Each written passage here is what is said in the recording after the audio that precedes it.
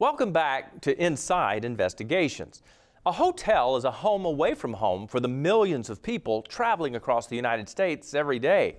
For one traveler, his one-night hotel stay turned into an unexpected and costly surprise more than 1 year later. Tyler Cottle and his fiancée needed a place to stay during a long drive to Texas in the spring of 2019. They chose to stay here at this hotel to get a good night's sleep. We have a dog. They're one of the few pet-friendly hotels that's actually affordable. He paid with his debit card, and the next morning, the couple checked out and hit the road.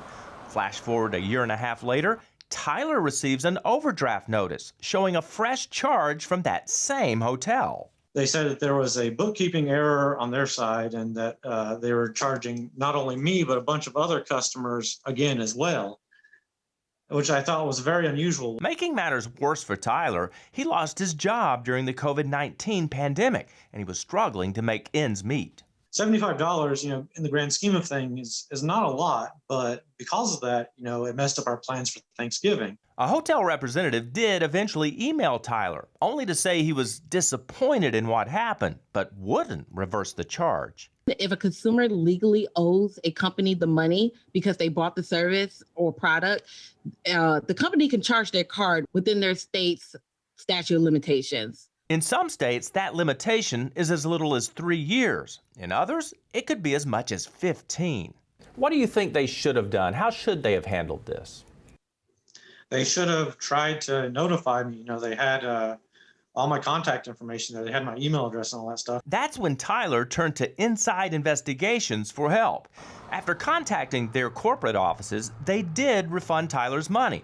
But his story is a reminder of why you should always keep close tabs on your credit card and bank accounts. We live in an automated world where it's so easy to set up auto pay or bill pay, or to allow those merchants just to kind of take that money from your account on a regular basis. So if we're not closely monitoring those transactions, it's really easy to lose control of really what's going on with your finances. That's good advice. Another thing to know about some companies is that they treat your transaction like a game.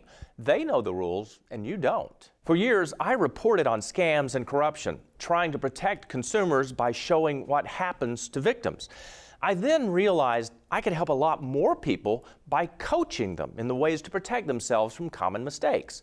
I call it the 7 simple steps to becoming a savvy consumer.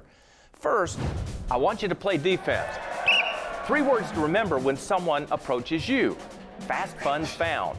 Do they want your money right now, before you have an opportunity to do research? If they do, walk away. Second, are the funds requested unusually low or the perceived value unreasonably high? A common way to describe that, does it sound too good to be true? If it does, that's a red flag. Finally, can the person behind the deal be found after you pay them?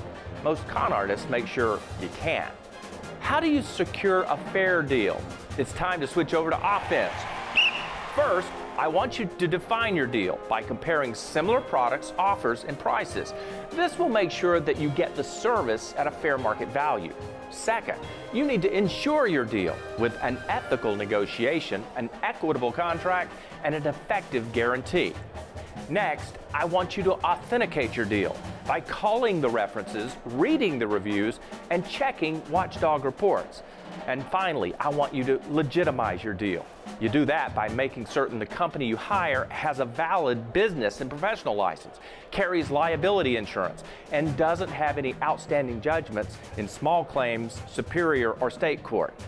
This may seem like a lot of effort, but by having these 7 steps in your playbook, it's a game-winning strategy to make smart buying decisions. Want a shortcut to share with your family and friends? Pick up a copy of my book, Don't Get Scammed, Get Smart: 7 Simple Steps to Becoming a Savvy Consumer.